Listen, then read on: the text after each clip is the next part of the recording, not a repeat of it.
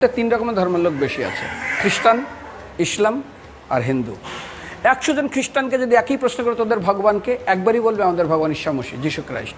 মুসলমানকে জিজ্ঞাসা করবে 3 থেকে 5 মানে মৃত্যুর আগে পর্যন্ত, যাকে এই তোদের ভগবানকে, একই উত্তর দেবে, ভাই আমাদের ভগবান হলো আল্লাহ।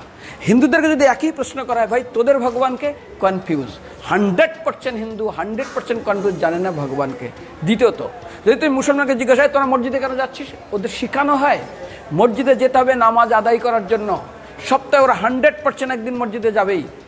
তুমি যদি খ্রিস্টানদের জিজ্ঞাসা করো তোমরা কেন কোথায় যাবে, কোথায় যাও না, আমাদেরকে একদিন তারা চার্চে যাবেই। কেন? ঈশ্বরের প্রার্থনা করার জন্য, ওদের শেখানো হয় জন্মের থেকে, এটা সংস্কার।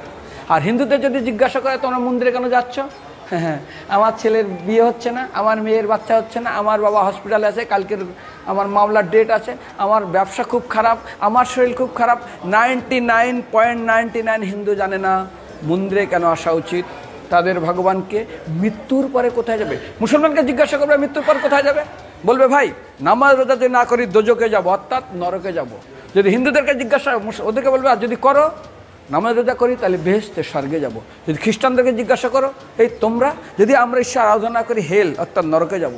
যদি বলা হয় যদি করো ঈশ্বর আরাধনা তাহলে তোমরা হেভেন স্বর্গে যাব। আর হিন্দুদেরকে বলে যে তোমরা মরার পরেই 99% হিন্দু এটাই বলে, মিথ্যাই বলে, আমার বাবার সাজ্ঞানে স্বর্গে গিয়ে বসেছে। তোর বাবা কি জমি কেনা আছে নাকি স্বর্গে?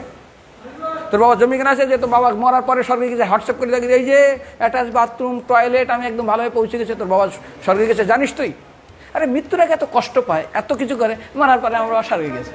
আরে যখন পুলিশে কোনো কয়েদি কোনো অপরাধীকে ধরে 2-4টা ডান্ডা মারে, তারপর থানায় গিয়ে আরও ট্রিটমেন্ট করে, তারপরে কোর্টে বিচারে, তারপর জেল খাটে, মৃত্যুর আগে এত কষ্ট করে আমরা মারা যায়, মারা পরে আমার বাবা স্বর্গে গিয়ে বসে আছে, ওর বাবার জন্য জমি কেনা আছে না, এরকম বলা যাবে না। এই জন্য আমাদের শাস্ত্র বলে পরলোকগত, স্বর্গীয় বলে না।